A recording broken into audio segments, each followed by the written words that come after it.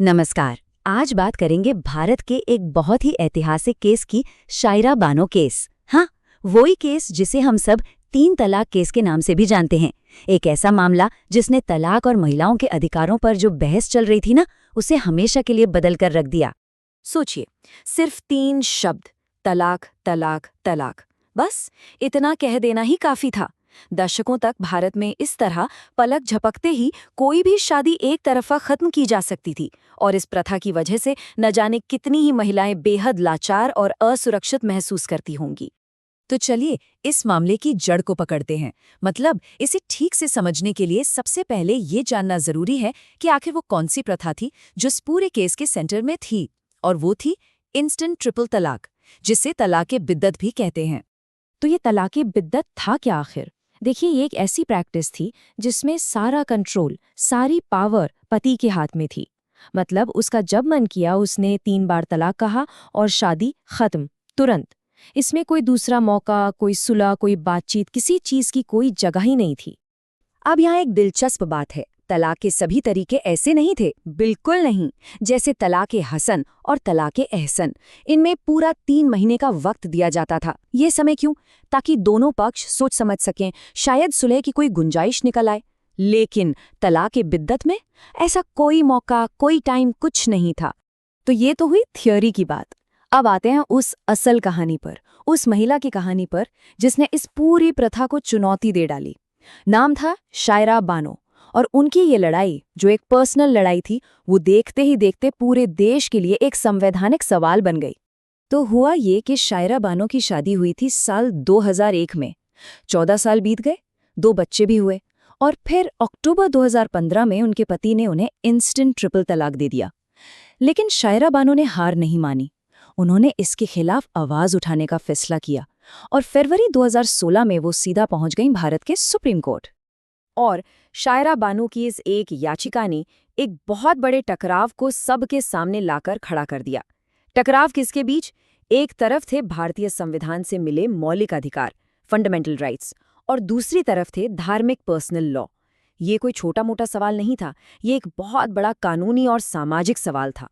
तो अब supreme court के सामने सबसे बड़ा सवाल यही था, क्या सदियों से चली आ रही एक प्रथा किसी नागरिक के मौलिक अधिकारों से भी ऊपर हो सकती है? बस यही इस पूरे केस का निचोड़ था। इस याचिका में ना खास तौर पे 3 संवैधानिक अधिकारों पर जोर दिया गया। पहला था आर्टिकल 14, मतलब कानून के सामने सब बराबर। दूसरा आर्टिकल 15, जो लिंग के आधार पर भेदभाव को मना करता है। और तीसरा आर्टिकल 21, जो हर किसी को सम्मान से जीने का हक देता है। दलील सीधी थी कि ये जो 3 तलाक की प्रथा है, ये इन तीनों मौलिक अधिकारों को सीधा सीधा वायलेट करती है।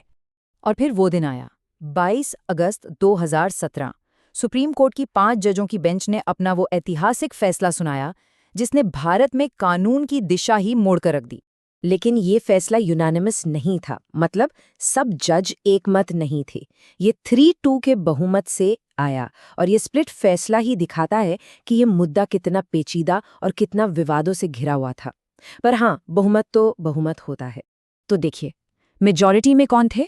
Justice Rohinton Nariman, justice U Lalit और जस्टिस कुरियन जोसेफ। इन तीनों ने मिलकर इस प्रथा को असंवैधानिक, मतलब अनकॉन्स्टिट्यूशनल करार दिया। और जो 2 जज इससे सहमत नहीं थे, वो थे उस वक्त के चीफ जस्टिस JS खेहर और जस्टिस अब्दुल नज़ीर। उनका मानना था कि इस पर संसद को कानून बनाना चाहिए। तो सवाल ये है कि बहुमत का मेन लॉजिक क्या था? उन्होंने बहुत साफ शब्दों में कहा, पहली बात, 3 तलाक इस्लाम का कोई ज़रूरी हिस्सा है ही नहीं। दूसरी बात, ये प्रथा मैनिफेस्टली आर्बिट्रेरी है, मतलब साफ तौर पर मनमानी है, और इसीलिए ये सीधे सीधे समानता के अधिकार यानी आर्टिकल 14 का उल्लंघन करती है। कोर्ट ने यह भी कहा कि इसलिए इसे धर्म की आज़ादी वाले अधिकार आर्टिकल 25 के तहत कोई प्रोटेक्शन नहीं मिल सकता। और तो और 1937 के शरीयत एक्ट का वो हिस्सा जो 3 तलाक को मान्यता देता था, उसे भी असंवैधानिक घोषित कर दिया। जस्टिस कुरियन जोसेफ ने एक बहुत ही पावरफुल बात कही थी जिसने पूरे फैसले का निचोड़ सामने रख दिया। उन्होंने कहा, जो कुरान में बुरा है वो शरीयत में अच्छा नहीं हो सकता। जो धर्मशास्त्र में बुरा है वो कानून में भी बुरा है। मतलब अगर कोई चीज़ धर्म की मूल किताब के हिसाब से ही गलत है तो उसे कानून सही कैसे ठहरा सकता है? अब थोड़ा लीगल एंगल समझते हैं। कोर्ट ने ये किया कैसे? उन्होंने इस्तेमाल किया आर्टिकल 13(1) का। इसे एक तरह का फिल्टर समझिए। ये आर्टिकल कहता है कि संविधान लागू होने से पहले का कोई भी कानून अगर वो हमारे मौलिक अधिकारों के खिलाफ जाता है तो वो कानून उस हद तक रद्द हो जाएगा। और इसी फिल्टर का इस्तेमाल करके 1937 के शरीयत एक्ट के उस हिस्से को हटा दिया गया।